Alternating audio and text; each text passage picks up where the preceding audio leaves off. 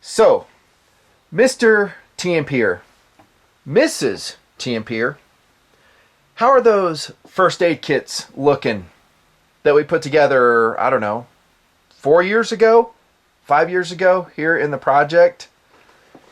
Maybe like this? That's one of my level 1 plus kits after it's been used. The use was for a very serious trauma for when my son, my youngest son, last suspect, ate it on the motorcycle at about 70 miles an hour. There's a video out there. If you've been paying attention, you've seen it. And on GoPro footage, you saw me break out this level 1 plus from the Hayabusa, go to work until emergency medical services could arrive, which was actually very quick. So I didn't need too much of it. I basically handed it off to an EMT, and very shortly thereafter, an ER doctor. She showed up on scene, and I was like, hey, I got this until, better medical supplies arrive. And they used it. I'll roll in some footage. On all my adventures, I have some sort of first aid kit. Well, most of them. There are times that I've forgotten. Probably just like you. Now, what was it? 2009, I did my first aid kit series. It was first a level 1. Then we talked about a more expansive level 1. I call that a level 1 plus. And then I morphed a whole new series of videos into the level 2 kit. If you weren't around then, don't worry about it.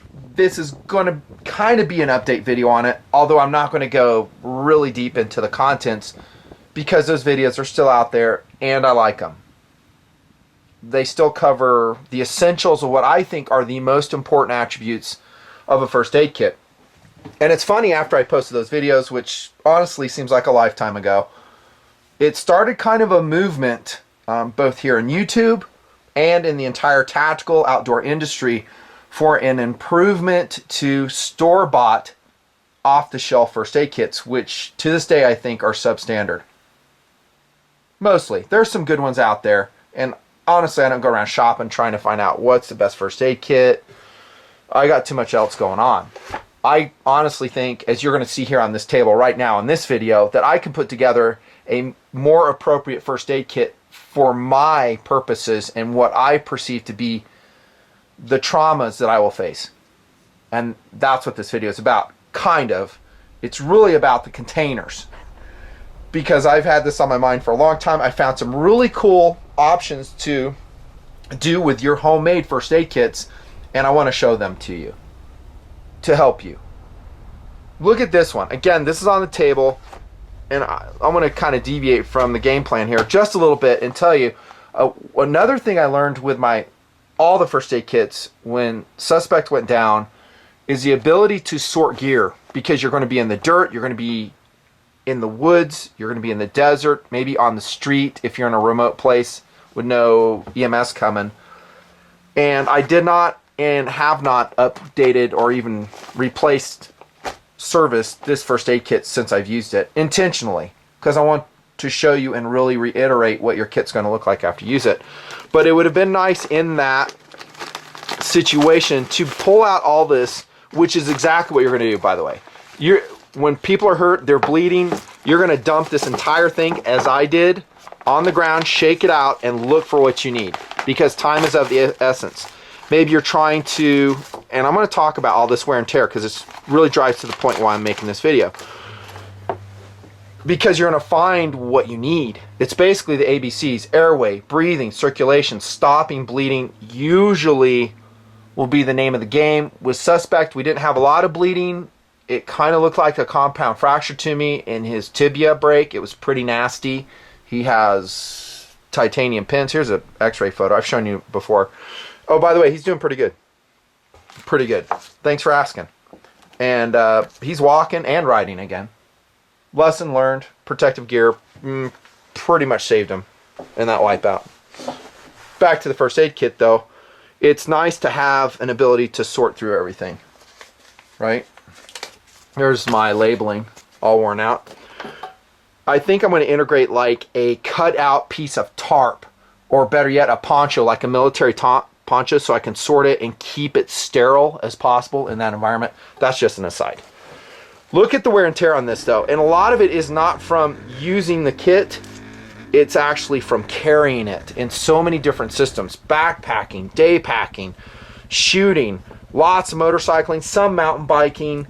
It's a lot of wear and tear on it, okay? And you're going to see this. So this is normal. And something leaked, you know. I do my best to seal things and it just doesn't work out. Look, I still have that tampon, by the way. Which, by the way, as I said on those first aid kit vids, they're great blood stoppers. And as long as you keep them clean, they're pretty sterile. I wouldn't mind using that one. I mean, how else are you going to get something that cost effective that will absorb that amount of blood? You're not. I know some may be giggling, but this is serious. I mean, go for something. And a lot of these sponges, these Johnson & Johnson ones, the surgical sponges are bucks. They're expensive. I usually buy my stuff from Amazon for all this kit stuff. So, just as a super quick review, what do I have in a level 1 plus, which this is, you can identify most of it. I do have a selection of Tegaderm. Okay, I do have as many dressing sponges and blood stoppers, like I said in that original series, as I can fit in. Because that's, in my experience in treating and arriving on scene in first aid scenarios, there's bleeding. And sometimes it's very significant bleeding. People are freaking out. They're not stopping the blood loss. No one's thinking clearly. Like I've always said in TNP, it's going to be you, as it has been. I'm amazed at you guys. I really am. Through the years, I've heard about so many stories about people stepping up with their TNP first aid kits, helping people. I've had letters, emails, met them in person. And I just got to tell you, I don't want to choke up, but I am so proud of you guys. Because that is the essence of helping your fellow man right there. When no one else is around, no one else is prepared like you are, because you had the foresight and you spent some money to prepare, you are helping your fellow man. And I like that. I think that's cool. And I know those people from talking to you and communicating to these folks are very grateful that you were there that day. So kudos to you guys that have done that and will do it from watching this video, because you're going to be prepared. Back to the content. So I have blister treatment, because this is a system I would take backpacking with me. Duoderm, it's kind of like Tegaderm. Steri-strips, blah, blah, blah. All the stuff we've talked about. There's some tape. It's kind of like this transparent tape. I really like this stuff. I date everything, so I know kind of when I bought supplies, how old they are. More Steri-strips. Is that a tampon? I think that's another promotional one I got in the mail. I just threw it in my kit. I was like, that's pretty compact and light. I'm using it. You can see my iodine leaked out from a previous container. Well, here it is right here. It was right here. This leaked out. And these are transport tubes. I've shown them before. They're pretty good. You guys reminded me of this. You said, hey, Nutn, the hydrogen peroxide, great, but make sure you tape it and prevent it from being exposed to light. So I learned that from you guys. And that's what I incorporated. I learned from you too, and I appreciate it.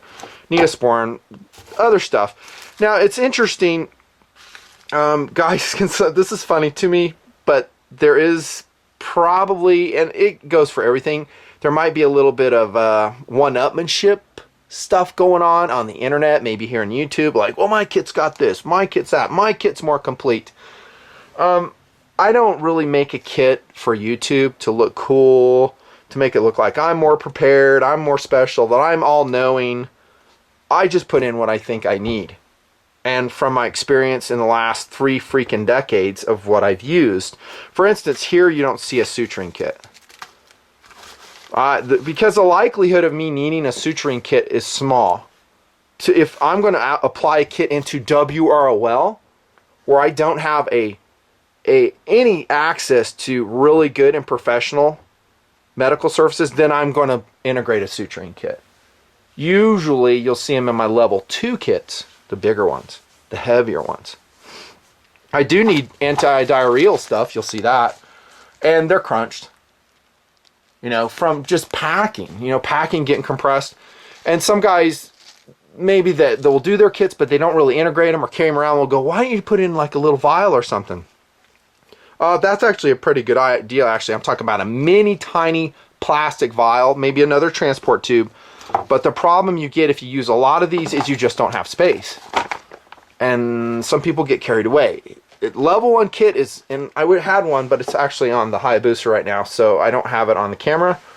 But the level 1 kit is very small, very compact. You can put it in the cargo pocket of a BDU pant. That's a level 1 kit.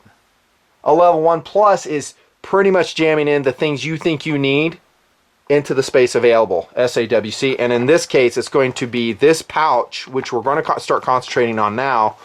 I think this is called an Alosac or something like that.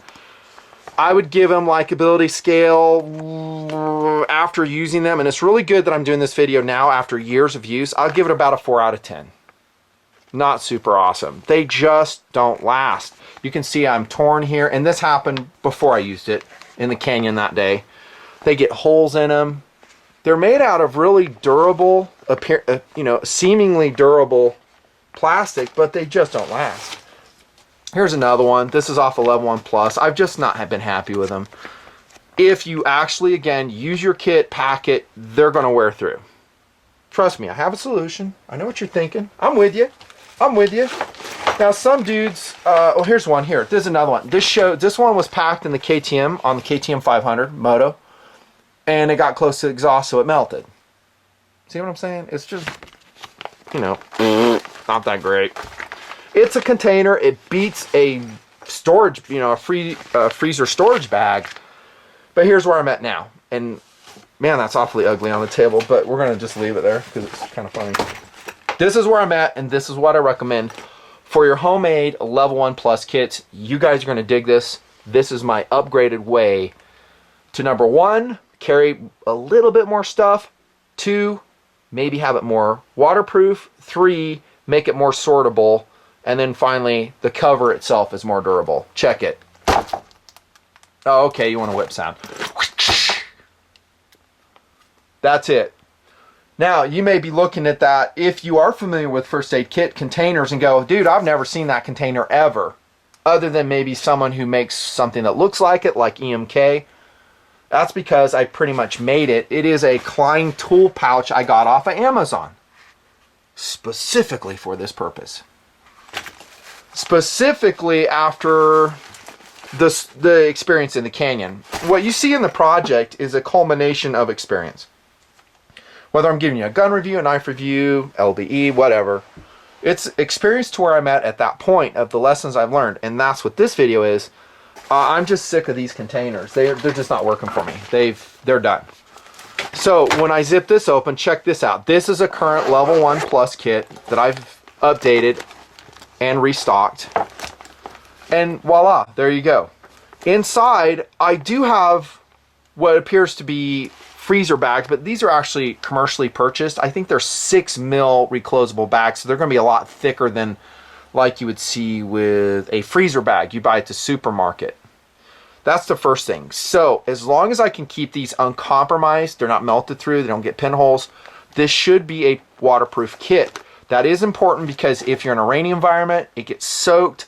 You can compromise all these bandages and they're no longer sterile. For instance, this is no longer sterile because one, the outside wrapper burst, was compromised, burnt, whatever. And also, as you saw, the plastic sack was too. Would I still use that in emergency? Absolutely, I would. If that's all I have. And then I would just do my best to sterilize it with a topical. These are waterproof though. They work well. I wouldn't use them alone because I'm, like you're seeing, moving away from that. With one caveat. If I am going with a level 1 plus where SAWC is extremely important, like a backpacking situation, here's another one. I'm not going to carry this. It's just added weight. I mean, I don't know, what's this weigh? 2-3 ounces. Backpacking, you don't want it. By the way, that first aid symbol does not come on it. I purchased that off Amazon too. Not for looks, but for quick identification. So if it's in the top case of a bike, it's in a backpack, I can go, that's the first aid kit. Or you tell someone else to go retrieve it and they're looking for this. Everybody knows what that is, right? They may or may not be able to identify something like this. Handwriting, especially if you have a bunch of other plastic stuff in there. So I sewed those on myself. Maybe these will become more commercially available. Sewn like this after this video. That would be great. This is a high quality tool pouch. That's what it's meant for. Has urethane backing on it. The stitching is pretty good. It's not waterproof. I mean, it's a tool pouch. So this zipper is not waterproof. So whoever's watching this, if you want to, I don't know, make a little cottage industry, make this exact pouch, lighten the fabric up, maybe 500 denier, put a waterproof zipper on it with this sewn on it. Awesome. On both sides, by the way. For a reasonable price. Watch, it'll crop up now. That would be a perfect first aid addition to the community, I think. And maybe they're out there and I missed it. I looked and I didn't see it, so I made it myself. Digging further deeper in, and I want to show you this because this is instructive. This tincture of benzoin, which is important for the adherence of Tegaderm, I started integrating into my level 1 plus, but as you can see, it doesn't work so well. I know, because they, as you can imagine, you just crunch them. They're a surgical thing, and you prep the skin. It can disinfect and also make it more adherent for the application of Tegaderm. Cool, I get it. They just don't work. Now, some guys may roll in, well, you need to put it in a sub-container. Again, if you're saying that, you need to have a grasp on SAWC. There's not room for that. Not in a level 1 plus. Not yet, until I come up with something better. And then in here, I've got a latex tourniquet. I got Steri-strips in here. A whole assortment of Steri-strips. They're all pretty much coated with that iodine now. Doggone it. I hate it when they get messy like that. Blood stoppers here. Miscellaneous and meds. This is interesting too, and this is an addition that I did not show before. See how I have bright fluorescent labeling for all the sub-contents of my kit? I am trying to do that and update all my kits that way. I hope you do as well, because that, again, will help you sort your stuff. Oh, this is what I need. I know for a fact that I have all my meds here. I've got hydrogen peroxide. I got more iodine, alcohol swabs. What do I have here? Probably more benzoin. That's actually how I'm starting to carry it more. Just in that little container. I bought that off Amazon too. You're welcome, Amazon. There's some tweezers in there. Stuff I've shown you before. Meds, Tylenol, Advil, which by the way I use for pain removal, so to speak. Even if like after my knee surgeries, dudes, I was taking Advil, not Percocet. I hate Percocet. I don't like the way it makes me feel. Yeah, I don't like it. I just take Advil and suck up the rest. Yes, I do have some Quick Clot. I haven't used it yet, though. It's kind of a last-ditch thing. I'm going to try direct compression, raising the limb, more direct compression. Maybe I'll do Quick Clot. And doing it on a stranger and not knowing that the medical history on that stranger, it's kind of iffy. Be careful. And you guys, the medical professionals, know a lot more than I do. I am a good first responder, but like you saw in Scene in the Canyon, when someone more qualified shows up, I get out of the way. You know, I'll be cameraman or whatever.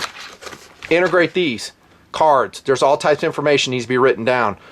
Names, addresses, medical history, whatever, notes to people. And I found that is very helpful along with a pen.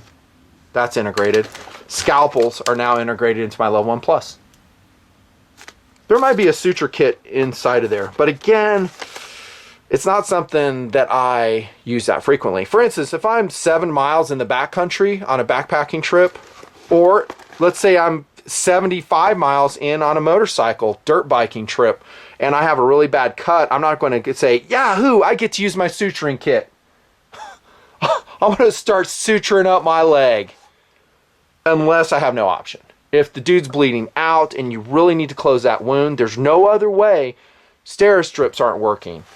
All the direct compression isn't working. Honestly, I don't know if suturing would either to stop blood. It's usually more of wound closure and healing to get the healing process going. That's just where I'm at now. Here's another one I sewed. I love these pouches. They stoke me because they can take wear and tear. You know, coming in the top case, and on my side bag. So I have saddle bags on the KTMs. That's a high wear environment. I mean, I've got knives I'm jamming in there, ammunition when I take the bike out, testing gear. These, like I showed you, the plastic stuff doesn't work that great.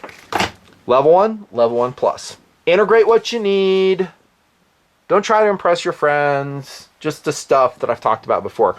And there's probably some good stuff that I'm forgetting. but I'm pretty happy with my own personal level 1 pluses. Now, morphing into level 2, whip sound. Check that.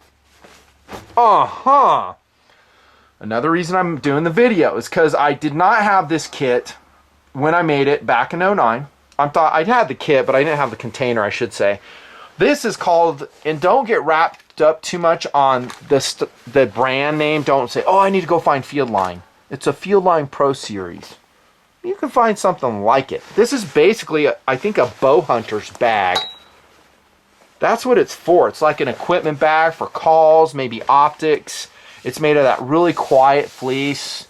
Color's kind of secondary to me. I mean, it's in a camouflage. Do I need a camouflage for my first aid kit? Actually, I don't. I would prefer to have bright red, bright yellow, bright orange, something very quickly identified in a group of gear. But this, my friends, is an awesome level 2 kit. Maybe I should call this a level 2 plus kit. Now, go back to my original series and you'll see what I was using and still use to this day for my level 2s. There's a variety of containers shown. I'm not going to go over them. We're going to concentrate on this. The advantage of this is kind of going back to what I said for the level 1 plus is that, number one, it's going to be what I'm going to call paramedic sortable. Now, by that, if you ever watch a paramedic, they come on scene, and there's going to be paramedics watch this video, and EMTs.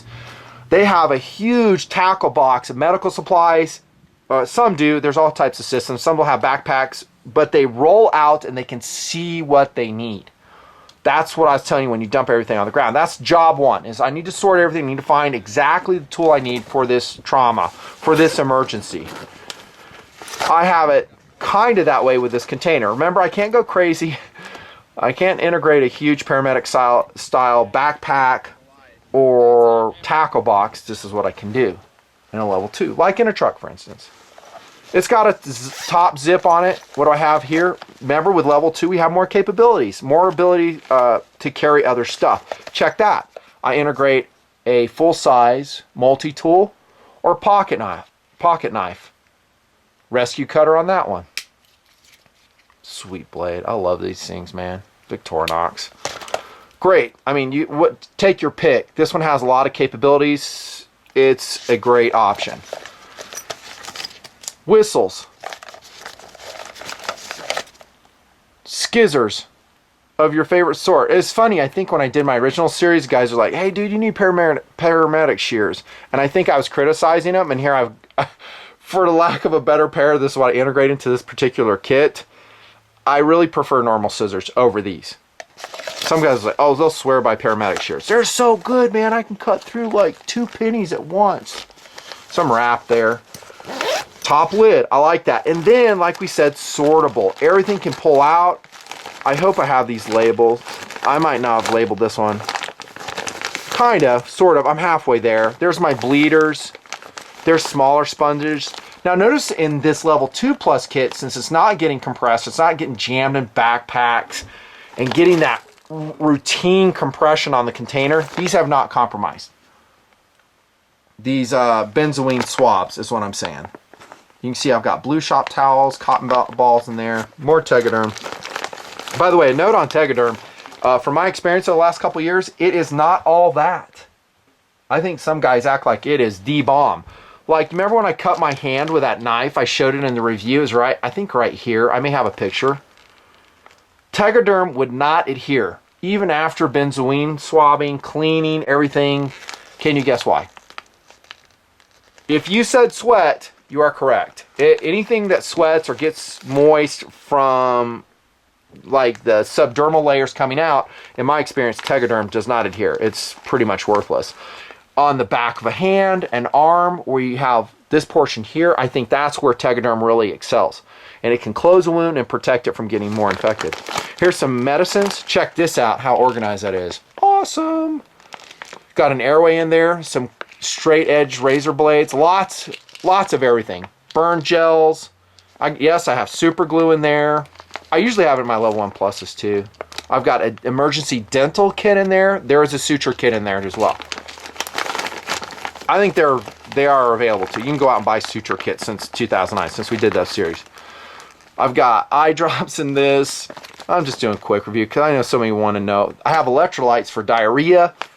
When people really need to have some electrolytes replaced, I threw a couple packs in there. I should have more. Really. Moleskin, wraps. I love a level 2. If I could always have it, I would. More bleeding. Like I said, major blood. Abdominal pads is what these are called. This is a cool survival blanket. It is a blanket. Don't expect it to retain heat very well. I'd prefer to use SOL survival bag. They have a breathable one now, but I don't have room, so I put that in there. Better than nothing. Steri-strips, swabs, wipes, more Tegaderm, wrap, and I could go on and on. This actually has a lot. Oh, there's one. I do have one. So that's a mini space bag, and that is an AMK. I said it was Solo or whatever. The brand's changed, doesn't matter. And then I have in pockets too for integrating stuff. Cool, check that.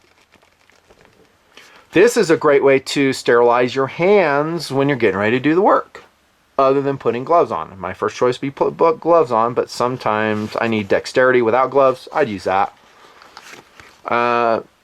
Anti-itch gel, burn-free gel. I actually like this stuff right here.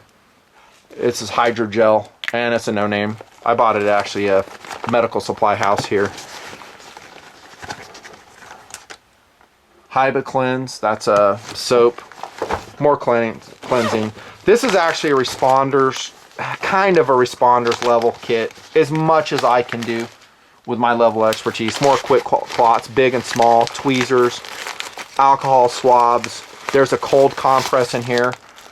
I think have a splint in here. I might on the bottom of the bag, but I'm not digging to find out. I honestly haven't used splints on my level 2 that much. Usually it's a bleeding situation that I've responded to, and that's kind of what I base it on. So here's some more bigger transport tubes. I got calamine lotion, iodine, water. Look at that. Water for just flushing eyeball stuff. Something I thought of. I was like, you know what? It's a great way to get something out of someone's eye. Maybe you have water, maybe you don't. If you have just a little bit there, you can flush it out. Great container, highly recommended. I think it was very affordable. I bought this particular one at Sportsman's Warehouse. I think Bass Pro Shops, Cabela's would have it, and also online you can find something like it. Just keep it in mind. A couple more and then I'm gonna wrap it up. This is a cool kit right here, dude. Cool kit holder. This is a Swiss Gear model number SA1092. I don't even know if they make it anymore. It was a boarding bag for airline travelers. I like it. I think it's cool. You have to understand though, it does not have the room this one does.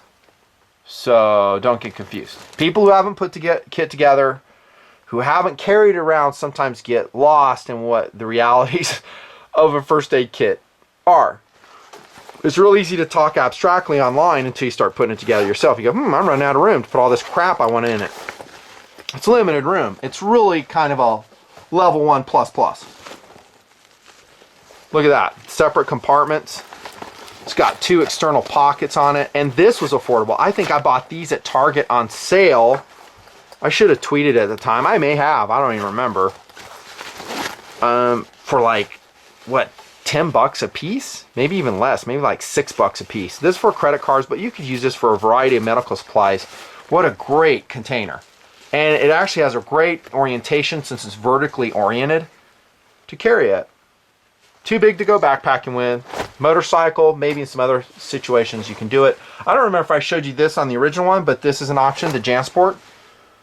A large style fanny pack. The problem with this is it doesn't quite have a huge amount of sortable area. This one's ancient. I've had it for about 20 years now. Long time. But it works. It doesn't have a ton of pockets, but it's easy to carry and it's actually strappable. And when I was an LL Bean field tester, last but not least, this one. And I don't need these anymore. I think I'm going to put them on my website. So nutnfancy.bigcartel.com. First come, first serve. You can get this. I'm going to just basically give it away for nothing. It's a cool container, and it's actually a very, very good level 2 first aid kit container, because it's going to have as much sortable area as this one does. See that? Has subdividers on it. I gave this actually a really good review when I was a field tester for LL Bean. I loved it. I don't know if they still make it.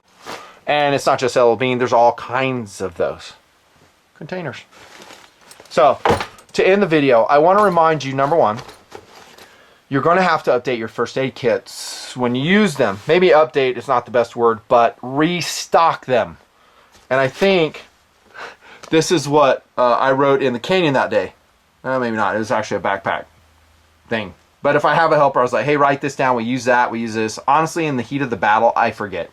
This is more after the battle. Hey, I use this. I need to do it. It's an attempt to make a note so when I need it again, it'll be ready. Chances are it won't be, because you, like me, are too busy and you'll forget. And then when you need it again, you may find out you don't have a major bleeder capability in your kit, an abdominal pad, or if you're trying to save money, a tampon. Yeah. So update your kits. There are some good ones out there. However, for a kit like this, you're going to be spending some money, dude. Because remember in the original series I said you want breadth and depth as much as you can, as much as size and weight constraints will allow. Breadth, I want a cold compress, I want scissors, I want a splint, I want an eye wash, I want the survival bag. So I have a lot of capabilities, but we're making it compact. And we're trying to make it cost effective. Great job using the first aid kits. Really, I am impressed. Over the years, TNPrs have impressed me. That is no lie. This is the Nutnfancy project. I do believe caring for your fellow man, for your family, for your friends, and yes, even a complete stranger who is totally unprepared with this stuff, you will feel good about it serving them. Thanks.